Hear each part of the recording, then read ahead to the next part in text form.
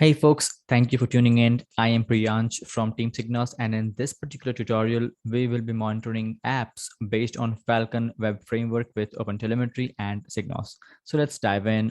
Falcon is kind of a minimalistic Python web API framework for building robust application and microservices. You can read those over here. You can read about OpenTelemetry Falcon and about running Falcon-based web application with OpenTelemetry. So basically, we are going to do four things in this tutorial. First of all, we'll install SigNoz locally on my machine, that's M1 MacBook Air. Then we'll clone the sample Falcon application that we have prepared for this blog post or this video. And then we'll instrument the Falcon application with OpenTelemetry libraries and SDKs, and then visualize the metrics and traces data in SigNoz Dashboard. So let's dive right in. First of all, we need to install SigNoz. So SigNoz can be installed in just 3 easy commands in your terminal. So if you're using Mac OS, then you need to have Docker Desktop installed in your system. Then the script will do its work of installing SigNoz. And if you are on Linux systems and do not have Docker, then that script will install Docker for you. So I just did the git clone SigNoz main branch, then cd'd into it, deploy folder, and then ran the install.sh script. Super simple. It just detected my OS, started Docker, and pulled some images from SigNoz, and then created containers for it. And then I get a success message saying your installation is complete. The front end is running on localhost 3301. Fairly simple. So let me show you. So yeah, this is the first screen that you will see after installing SigNoz on your machine. SigNoz provides role-based access control features, so you can kind of create an account with admin access and then invite your team members to collaborate. So since I do have my login credentials, I'll just log in. You can create an account if you do not have login credentials, or ask your admin in this case. So, all right. What you currently see on the screen are the 4 applications that come with SigNoz Hot Rod Demo application that we ship with SigNoz bundle packages. So if you wish a clean installation of SigNoz, then the steps for it are mentioned in the docs. So let me show you. It won't take a minute. And go to docs, signoz.io/docs. Click on operate, go to Docker standalone, scroll down, and you will see remove the sample application. And yeah, 3 to 4 steps and the sample applications will be removed. All right, so installing SigNoz is done. Now let's move on and instrumenting a Falcon application with OpenTelemetry. So for that, you need to have Python 3.8 or newer. That is a prerequisite. You can install the latest version of Python from here. So step 2, you need to have Redis. So for Mac users, you can simply brew install Redis and brew services start Redis. And for Ubuntu users, sudo app install Redis server. Since I'm on Mac, let me do brew install Redis and brew start services. Let's click over here, and it will take a while and install Redis and start Redis for me. All right, that's being done. It says it's already installed and is up to date. Yeah, that's cool. So you can also read a detailed guide on installing Redis on Ubuntu if you run into some errors.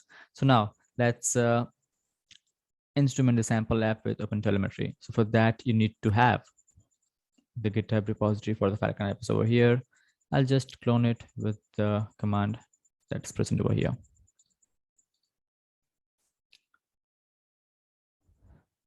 All right, that's being done. Now you need to create a virtual environment of Python and activate it, because it's a good practice whenever you are using Python applications. So let's create it and activate it using this command. Creating a Python virtual environment.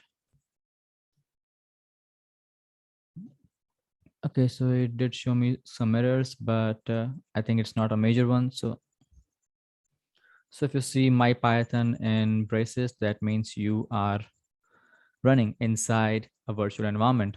Okay, that's being done. So let us install some requirements which are present on base.txt file. So these are the libraries or kind of packages that we need to have to run this application. You can also see 12, 13, and 14 says OpenTelemetry distro, instrumentation, and exporter. So that are being required by OpenTelemetry. All right, so let me run it over here. So yeah, it's collecting all those packages and will install for me. So yeah, that's being done. So now let's install application specific packages. So this step is required to install packages specific to the application, which the user might want to install, and this command installs it for them. So let's copy the item terminal, clear it a bit, done.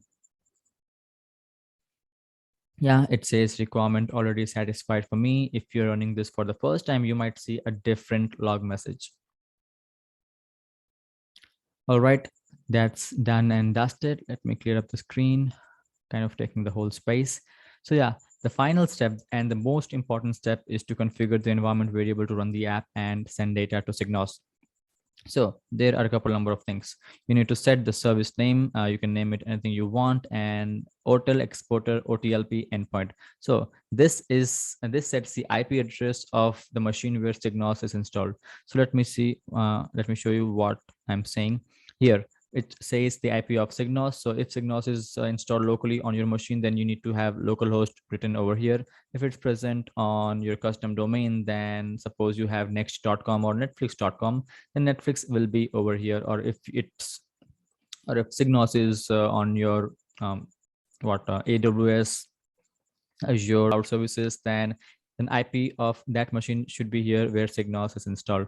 So yeah, we named our service as Falcon App, and it's localhost over here because SigNoz is locally on my machine installed. And yeah, congrats, you have instrumented your Falcon app with OpenTelemetry, but we have to run this command for that. Go to item, copy it over here, and yeah, looks good to me. Hit enter.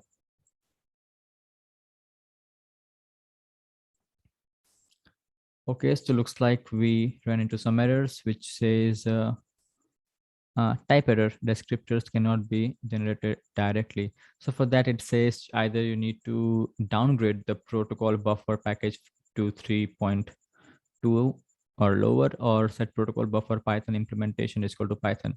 So I did run into this error before, and the solution for this is we need to make some changes to the base.txt file, which downloaded the packages for us. So let me stop the service here, go back to the VS Code editor, and add this line of code which says protocol buffer should be of version 3.20. So sometimes even if you do not specify that you need protocol buffers, but it gets automatically installed and the versions may differ for different applications. So yeah, let me save the file, run that script again, which installs the dependencies for me, this command, hit enter.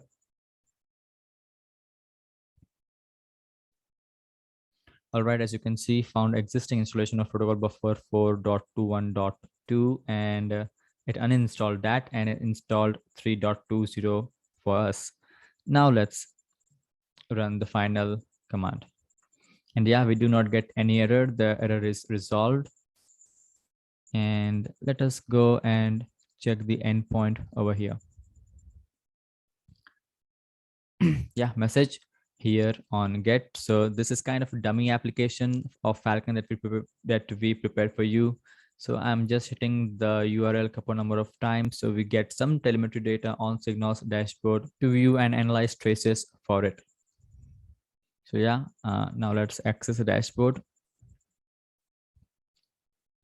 As you can see, you need to interact with the endpoint to generate some monitoring data, like refresh the endpoint about 10-20 times and check SigNoz dashboards. So yeah, perfect size. So it's not really over here, the service name. So hit refresh and you should be able to see the application listed in the application tabs. Yeah, so all right, you have the Falcon app listed over here as a service. So let's click on the Falcon app, and yeah, we have little data to make some sense of. You can click on one and view traces for it, or you can go to top endpoints and view the same. So let me click on the view traces. We just moved on from services to traces tab, and yeah, this is how traces tab looks in SigNoz dashboard. You can sort by function of some duration, and the chart over here will move accordingly, or you can group by service name or by operation names. And towards the left, we have some powerful filters like operation, components, and HTTP code. So we do not have much on this dummy data. If you are using a fully fledged SigNoz application, then you will see much detailed and long form of filters to choose from. Let's click on one of the trace, and yeah, this trace has just one span, and towards the right you can see the tags associated with this span, the host port, and telemetry auto version, the status code, etc., etc. And let me show you service of the front end, and click on one of to view traces for it. This is, by the way, the dummy sample application hot rod that SigNoz comes bundled with. So yeah, on this side we have lots and lots of filters to choose from: gRPC, net, HTTP. And over here, let's click on one trace, and yeah, this is a better trace details view. We have 51 spans. Your app might have thousands of spans, who knows. So click on one of the spans, drill down on it, and yeah, this trace has service name route. Its method is get, and status code is 200. Yeah, everything's perfectly fine. IP is this much, and the red ones, the red lines you see over here, are actually the error spans. I know this because I clicked on one, I went to events, and under the error tab I see it's because of a Redis timeout. So yeah, this is how you find errors and debug them before they might cause some substantial damage to your application or the customers, the users, etc.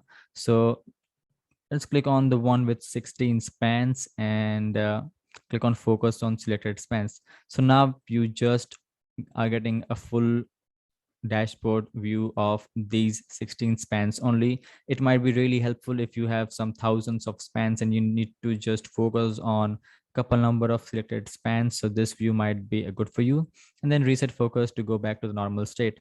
So I guess that's it for this video. If you have some questions, definitely comment down below or join our community Slack channel, a place where we discuss around things around open source, observability, and APM. Links to everything will be in the description below.